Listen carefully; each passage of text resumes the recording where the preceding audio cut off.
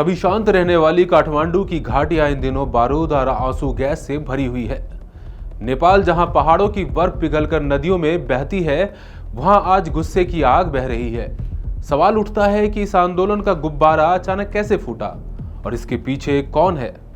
नमस्कार, मैं हूं आदित्य, आप देख रहे हैं इंडिया.com। कहानी शुरू होती है तब जब नेपाल सरकार ने अचानक 26 सोशल मीडिया प्लेटफॉर्म्स को बैन कर दिया था। फेसबुक, यूट्यूब, इंस्टाग्राम, व्हाट्सएप, यहां तक कि एक्स तक को बैन कर दिया गया। सरकार की ओर से वजह बताई गई कि सोशल मीडिया देश में अशांति फैला रहा है, लेकिन युवा पीढ़ी को यह बैन उनकी आजादी पर ताले की तरह दिखाई दिया।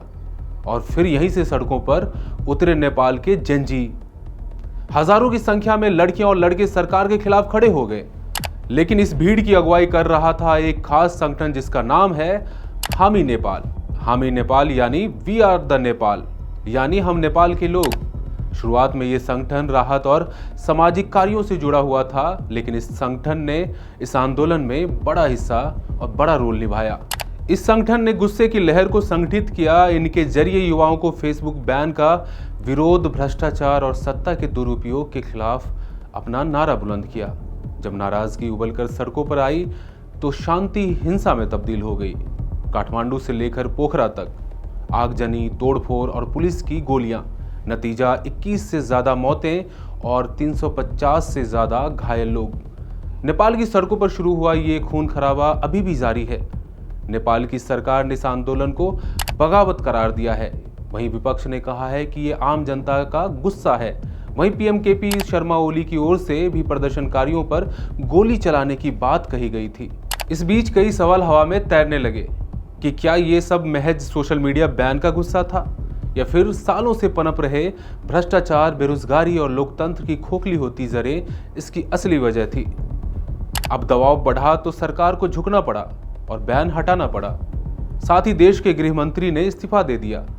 लेकिन इन मौतों का जिम्मेदार कौन और नेपाल की राजनीति का भविष्य किस दिशा में जाएगा, ये सवाल अभी भी बना हुआ है। नेपाल के पहाड़ों पर गूंजती ये आवाज बताती है कि ये सिर्फ सोशल मीडिया का मुद्दा नहीं था, ये एक युवा क्रांति थी और इसके केंद्र में थे हामी नेपाल।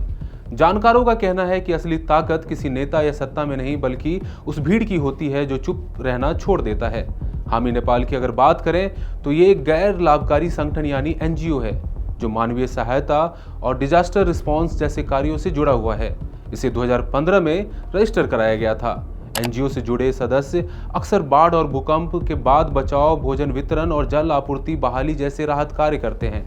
अपने सोशल मीडिया प्लेटफॉर्म्स पर इस एनजीओ ने बताया है कि उसने फ्लड रेस्क्यू ट्रेनिंग और कई अन्य नागरिक परियोजनाओं के लिए नेपाली सेना के साथ भी साझेदारी की है। ये एनजीओ कई सामाजिक मुद्दों को भी उठाती है, खासकर छात्रों और प्रवासियों से जुड़े मुद्दे को ये काफ़ी बड़े जोर शोर से उठाती है। इस साल की शुरुआत में जब ओडिशा में एक नेपाली लड़की की कथित उत्पीड़न के बाद आत्महत्या की खबर आई थी, तो हामी नेपाल के लोगों ने इस मामले को खूब जोर शोर से उठाया था। ये संगठन सोशल मीडिया पर राजनीतिक रूप से संवेदनशील विषयों पर कम ही बात करता है। हामी नेपाल नियमित रूप से इंस्टाग्राम पर अपनी सामाजिक गतिविधियों के बारे में अपडेट देता रहता है, लेकिन जब इस एनजीओ के 36 वर्षीय इसके संस्थापक सुदान गुरुंग ने 8 सितंबर को विरोध प्रदर्शन की घोषणा की, तो हजारों की संख्या में लोग उनके समर्थन में आ गए। अब देखने वाली बात यह होगी कि ये संगठन आने वाले समय में कैसे नेपाल के सियासी वर्चस्व को खत्म करता है, साथ ही वहां के चीनी समर्थित वामपंथी शासन से कैसे लोहा लेता है। आने वाले समय में भारत को लेकर इसके विचारों में भी क्लैरिटी आएगी। तो ये थी अभी की सबसे बड़ी खबर। ऐसी खबरों के लिए इंडिया.com के साथ बने रहिए। शुक्रिया।